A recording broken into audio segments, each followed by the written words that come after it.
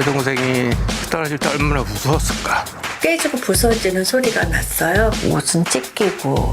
당신을 언제 어디서 만날지 모르니까 이걸 겁주는 것도 아니고 협박도 아니고 아무것도 아니에요. 휴먼하고만 얘기해서 휴먼이 아닌 사람은 얘기하고 싶지도 않아요.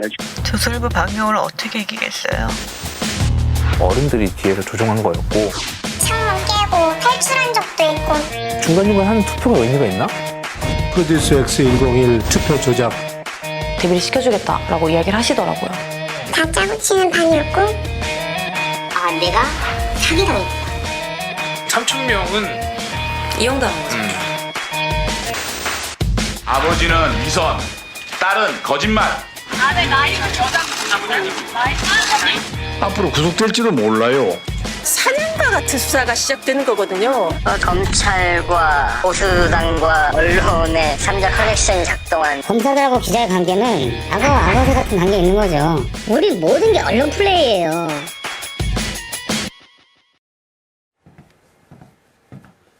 어느새 2019년도 며칠 남지 않았습니다. 그 어느 해 못지않게 충격과 격동이 함께한 1년이었습니다.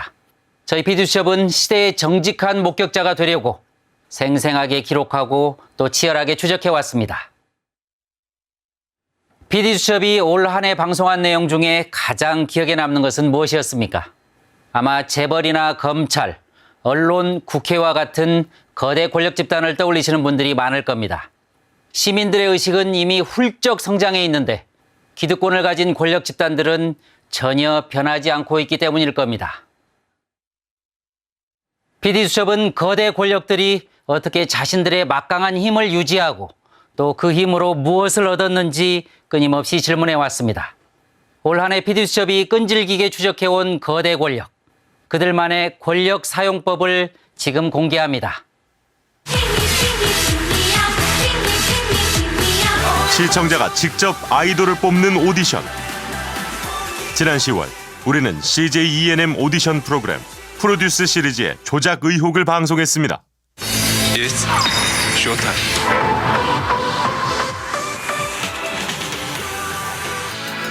처음 의혹을 제기한 건 시청자들이었습니다. 투표 결과 조작을 의심할 만한 구체적인 근거가 나온 겁니다. 1위와 2위, 3위와 4위, 그리고 6위와 7위 등의 표차가 똑같다는 것. 1위부터 20위까지의 득표수가 전부 특정 수의 배수라는 점도 이상했습니다. 이것이 수학적으로 가능할까? 그러니까 로또를 한 9번 정도 연속으로 받는 확률과 거의 비슷한 것으로 계산이 되긴 했어요. 거의 확률적으로 불가능한 일에 가까운 것이죠.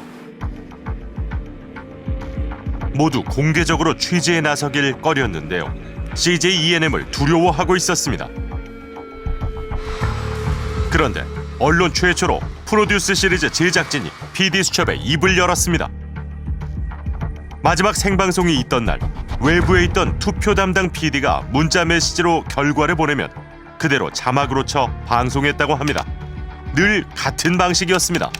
결과를 저희는 사진으로 받았거든요. 아, 사진으로요? 네. 혹시 그 사진 저희가 좀 받아볼 수 있을까요?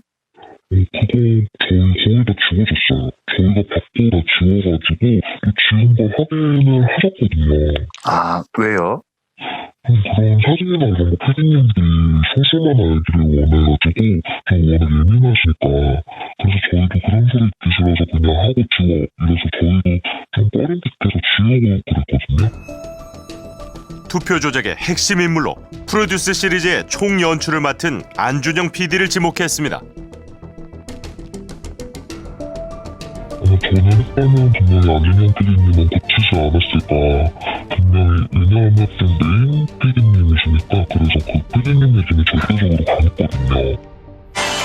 우리는 CJ ENM의 또 다른 오디션 프로그램이 조작됐다는 증언도 확보했습니다. 오디션 참가자 최초로 이혜인 씨가 실명을 공개하고 나섰습니다. 처음에 저는 그 3,000명이 있는 오디션장에 가지 말라고 이야기를 하셨었어요. 아, 나는 안 가도 되는구나 하고 준비를 안 하고 있었어요.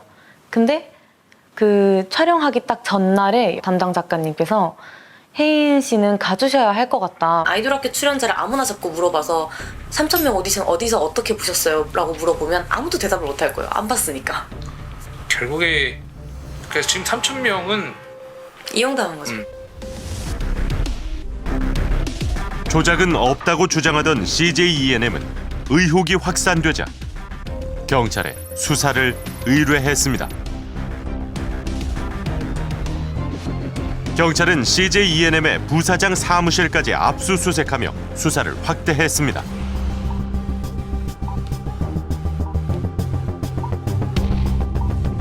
안준영 PD 등 현재까지 2명의 제작진이 구속됐지만 꼬리 자르기 논란이 커지는 상황. 그 안준영 PD가 희생양 같은 모양새는 맞지. 근데 희생양 표현이 좀 그렇지만 그러니까 그 안준영이 혼자서 감당할 수 있는 내가 감당할 수 있는 게 아니에요. 절대 아니에요. 절대 혼자 할 수 없어요. 뭐 윗선까지도 연루돼 있을 가능성이 높으니까 뭐 어디까지 끊기가 자기들이 판단이 잘 안 선다 뭐 이러는 건데 우려는 현실이 됐습니다. 프로듀스 시리즈 조작 사건에 대한 검찰의 공소장입니다. 오디션 투표 조작의 피해자는 놀랍게도 CJ ENM이라고 적혀 있습니다. 저도 깜짝 놀랐어요. CJ는 지금 뒤에 숨어있는 형국 아닌가 이런 생각을 했거든요. 근데 큰 그림으로 보면 두 분 구속수사 받았잖아요. PD 그리고 그 위에 부장. 그리고 더 나아간 건 없습니다. 지금까지.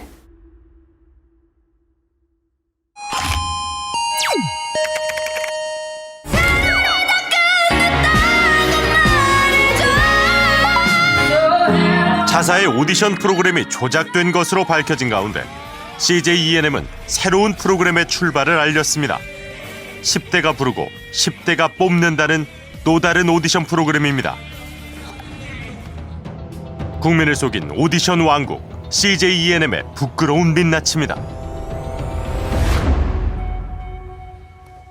PD수첩 방송 이후 가짜 오디션의 실체가 수사를 통해 하나씩 확인되고 있습니다. 오디션이 가짜였다는 것은 명확해졌고 다만 윗선 어디까지 개입된 것인지 수사가 진행 중입니다. 상황이 이런데도 프로듀스 101을 제작하고 방송한 CJ ENM은 새로운 오디션 프로그램을 시작하고 나섰습니다. 대체 이 상황을 어떻게 이해해야 되는 걸까요? CJ ENM의 책임 있는 모습을 기대해 봅니다. PD수첩이 보도한 두 여성의 죽음이 주목받았습니다. 신인 여배우 고 장자연 씨와 코리아나 호텔 사장의 부인 고 이미란 씨입니다. 특히 고 이미란 씨의 억울한 죽음은 방송을 통해 3년 만에 세상 밖으로 나올 수 있었습니다. 연예인과 호텔 사모님으로 전혀 다른 삶을 살았던 두 사람. 그런데 이들의 죽음엔 묘한 연결고리가 있습니다. 바로 조선일보입니다.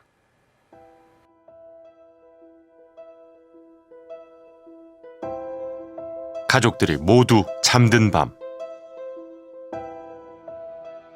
한 여인이 홀로 집을 나섭니다. 무언가 깊은 생각에 잠긴 듯한 얼굴. 그녀의 마지막 모습입니다.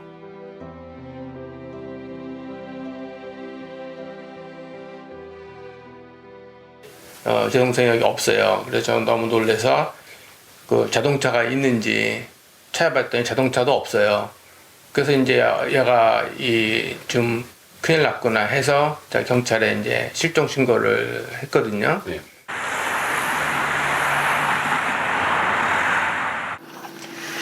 엄마 너무 죄송해요.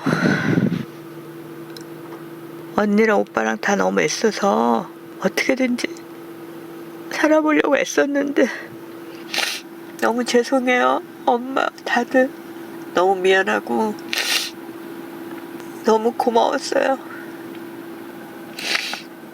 겁은 나는데 방법이 이것밖에 없어요. 깊은 밤을 홀로 달린 그녀의 자동차는 방화대교 갓길에 멈춰섰습니다. 제 동생이 타고 나온 차가 방화대교에서 빈 차로 발견이 됐다. 고속도로 순찰하는 그 직원들이 신고가 있어가지고 수사가 접수됐고. 그렇게 그녀는 사라졌습니다. 그때 마침 거기에 그 형사과장이라는 분이 오셨더라고요. 저한테 얘기 다 들었다. 그러면서 이제 뭐 방영훈 일가 뭐 조선일보 얘기를 좀 하더라고요. 사라진 여인은 조선일보 대주주이자 코리아나 호텔 사장인 방용훈의 아내 이미란. 대한민국 누구보다 화려했던 결혼 생활은 33년 만에 비극으로 끝이 났습니다. 생을 마감하기 직전 그녀가 마지막으로 남긴 유서와 음성 메시지.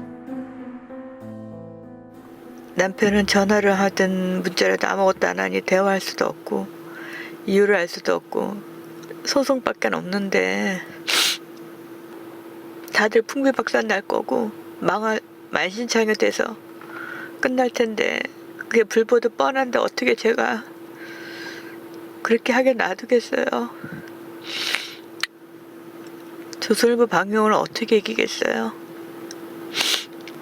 저 편하려고 가는 거니까 너무 속상해하지 마시고 다들 잘 지내다가 나중에 봬요. 너무 죄송해요, 엄마. 미란 씨가 죽음을 선택한 건 2016년. 비극적인 죽음 뒤에 감춰져 있었던 진실이 3년 만에 PD 수첩을 통해 드러났습니다. 지옥이었어요. 제가 볼 때 사모님 지옥을 해냈어요. 그러니까요. 예. 좀 때리는데 정말 무섭다고 하셨어요. 이따가 난 아빠 참 무서워요. 그 자식이. 미란 씨가 자살하기 열흘 전 아침부터 모인 미란 씨의 자녀들이 그녀를 집에서 쫓아내려 했습니다. 이걸 잡고 계셔. 이걸 안 놓으려고 하고 핸드폰에 들끈 손 찍어버려? 손 잘라버려? 언니 큰일 났다 이러면서 애들이 앰뷸런스를 불렀다는 거예요. 날더러 나가라고. 강제로 사설 구급차에 타게 된 미란 씨. 그녀를 태운 구급차가 친정에 도착합니다.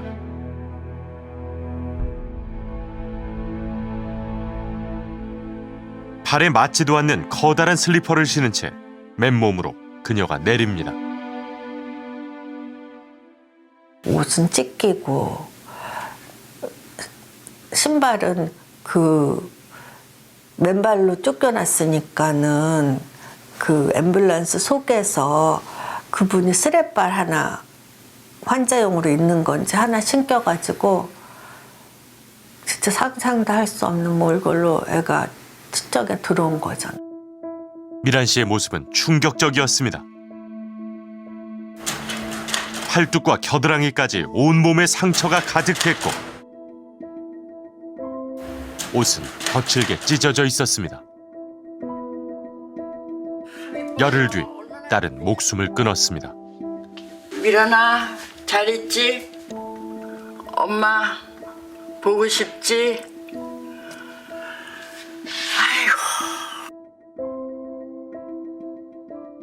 저는 딸 사정을 모르고 남편 만나서 오해를 풀어라.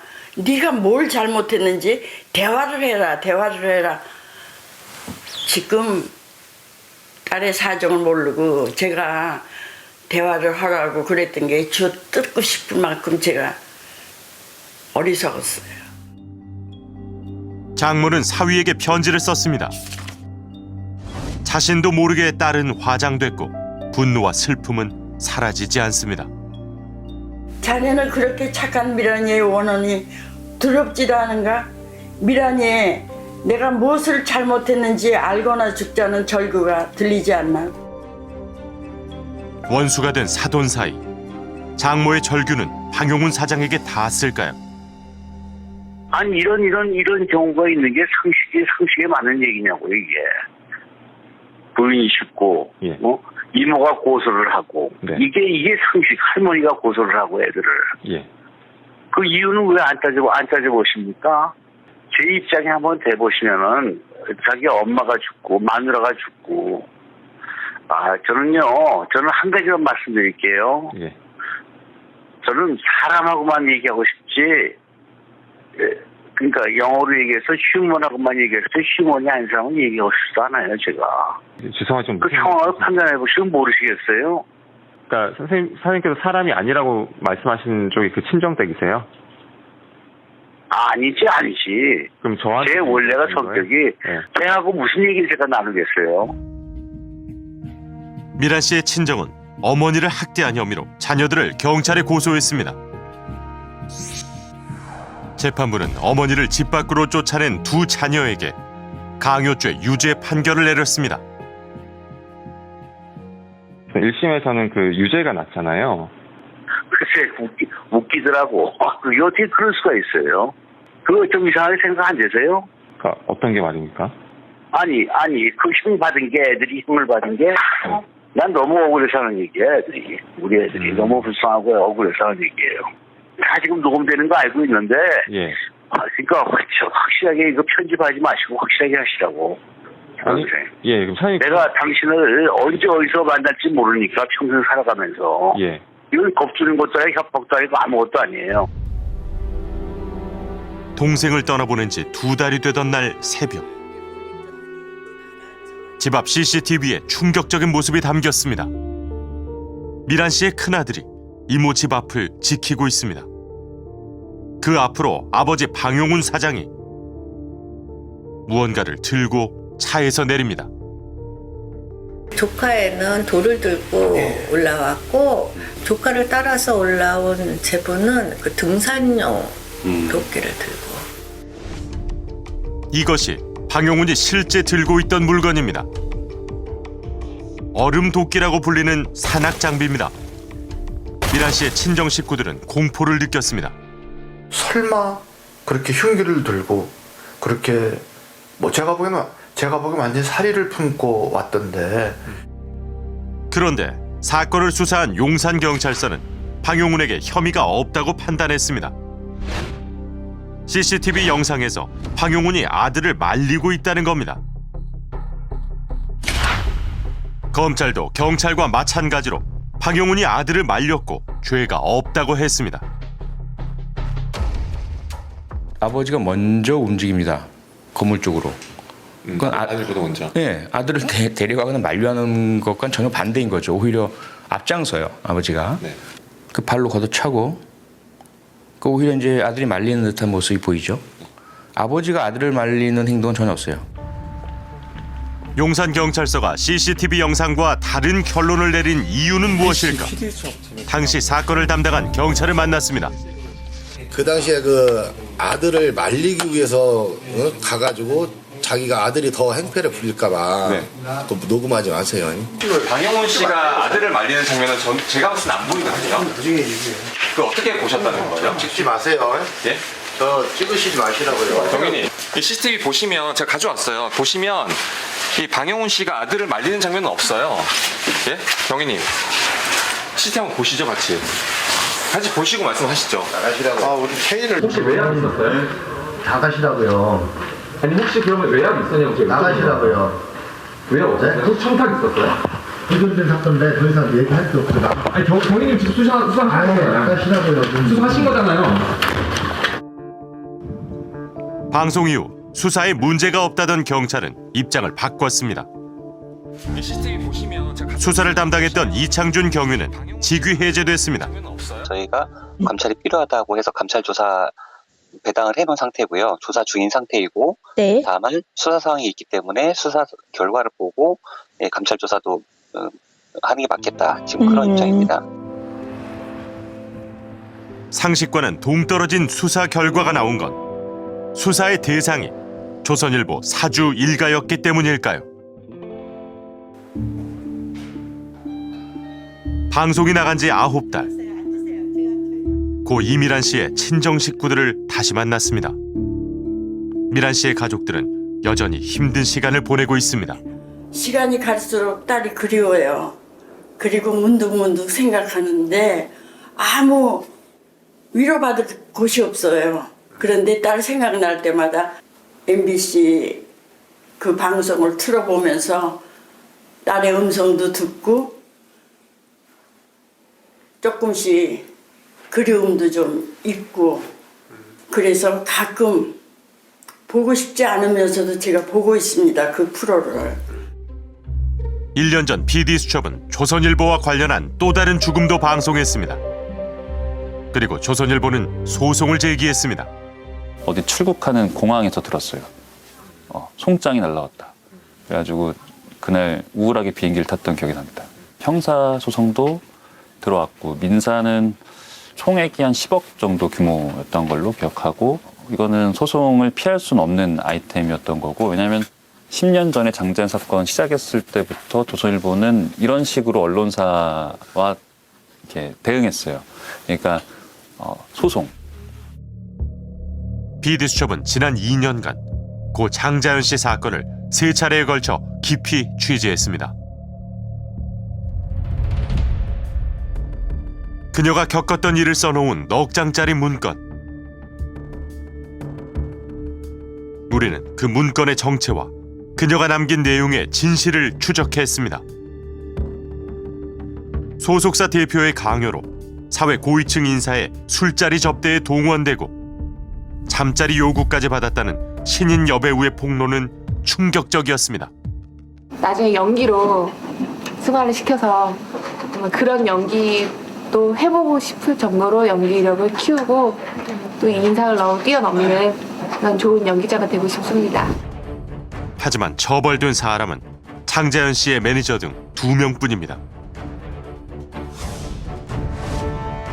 장자연 씨가 남긴 문건에는 조선일보 방사장과 방사장의 아들을 유흥주점에서 접대했다고 적혀 있습니다.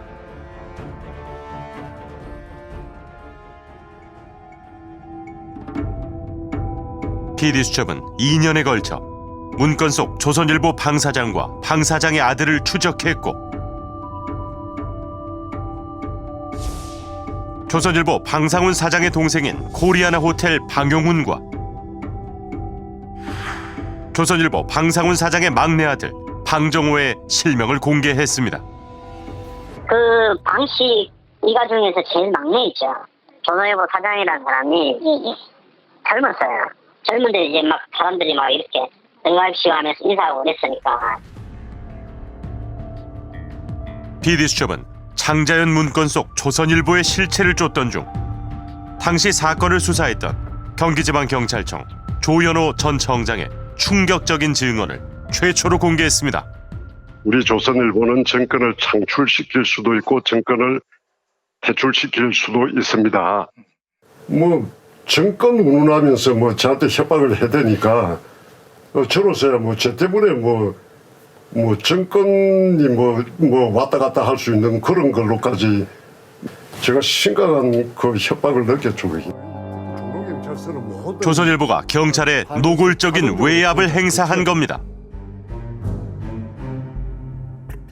그 조선일보의 당시 이동환 서해부장이 경기지방경찰청장 조현호를 찾아가서 방상훈 사장을 조사에서 빼달라, 망신 주지 말아달라 이런 압력을 행사했다는 보도를 했는데 조선일보가 소송 걸었던 핵심은 그 내용이 허위라는 거죠. 그런 내용이 조선일보의 명예를 실추시켰다. 소송 결과는? 소송 결과는 저희가 승소했습니다. 고 장자연 사건 당시 조선일보가 경찰에 압력을 행사했다는 MBC PD수첩의 방송 내용에 대해 법원이 사실에 부합한다며 허위 사실이 아니라는 판단을 내렸습니다. 조선일보가 PD수첩에 제기했던 소송도 모두 기각됐습니다. 조선일보의 수사 외압이 사실로 확인됐지만 힘 있는 가해자들은 아직 안개 속에 숨어 있습니다. PD수첩은 장자연 사건의 진실을 계속 찾아 나서겠습니다.